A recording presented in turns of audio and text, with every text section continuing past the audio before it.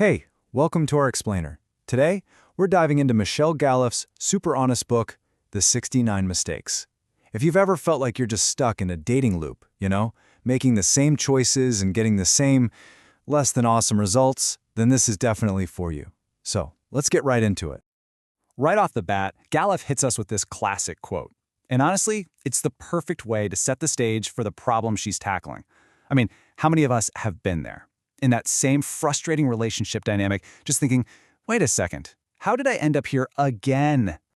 And look, this is a pattern the author knows firsthand. She talks about this really common habit we have of chasing after people who are clearly wrong for us, while totally overlooking the ones who might actually be great. It's that exact cycle that her book is all about helping us finally break. So what's her secret? Well, this isn't just another dating rule book. Nope. It's a collection of her own, raw, personal stories. She basically takes every mistake she ever made, pulls it apart, and turns it into a powerful, universal lesson for anyone trying to find their way through this modern dating maze. And yep, as the title suggests, she documented over 69 of these mistakes. The whole idea is that we tend to repeat these self-sabotaging behaviors without even noticing we're doing it, from the huge, obvious blunders to those tiny little missteps that trip us up. So one of the biggest and most damaging patterns she points out is this tendency to completely lose ourselves in a relationship. You know what I'm talking about? When we start sacrificing our own identity, our life, our hobbies for a partner. Usually because we're scared they'll leave or we feel like we have to somehow earn their love. And these things are just so painfully relatable.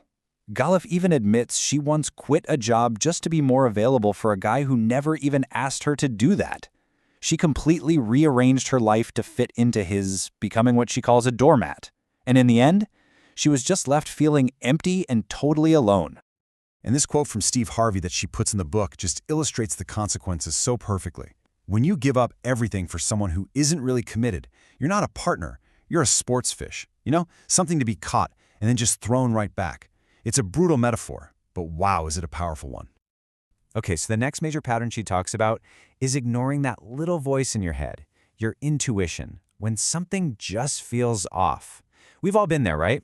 You get that nagging feeling in your gut, and you just try to explain it away, telling yourself, oh, I'm just being paranoid. But Gallup says, no, your emotions are your roadmap.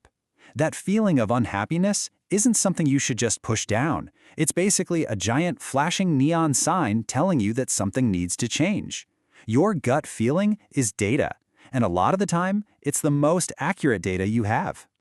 The book is just packed with these real-world examples of ignored warnings. Like, she dated a guy who, after months, would still only introduce her as my friend. Another one was subtly aggressive, making little digs about her body, and even playing with a gun to intimidate her. I mean, these aren't just personality quirks, they are massive, dangerous warnings. So this brings us to the big question then. When your gut is screaming that something is wrong, especially if we're talking about emotional abuse or control, what do you actually do? The book gives a really clear, practical game plan. First, you have to actually recognize and name the behavior. This is not okay. Then, get support. You don't have to deal with it alone. After that, set some firm boundaries. And most importantly, you have to prioritize your own safety and well-being, even if that means walking away for good. And to actually take those steps, especially that last one, you need a really strong foundation inside yourself. And that leads us right to the heart of the solution. See, breaking these patterns isn't really about finding the perfect person. It's about building this unshakable sense of your own self-worth. The key to all of this, she says, is developing emotional intelligence. It's the tool that lets you understand why you think the way you do, manage your own feelings, and finally, break free from those impulsive self-sabotaging reactions. It's all about learning to respond thoughtfully instead of just reacting emotionally. This right here, this is Gallup's #1 daily affirmation, and it's the bedrock for everything else. She makes it clear this isn't just about liking your good parts. It's about truly accepting everything, the flaws, the insecurities, the whole package.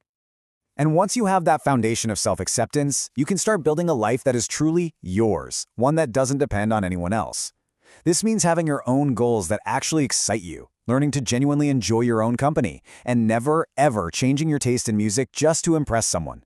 The funny paradox is, the less you need someone, the more attractive you become. So how do we wrap all this up?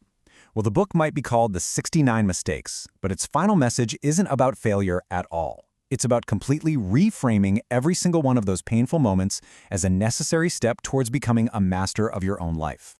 Galef shares this really beautiful quote, and get this, she dedicates her book to all the men she dated, even the ones who broke her heart. She realized that without those painful experiences, the storms, she never would have gained the wisdom and clarity, the rainbow. This might be the kindest, most compassionate message in the entire book. It's a call to just forgive yourself.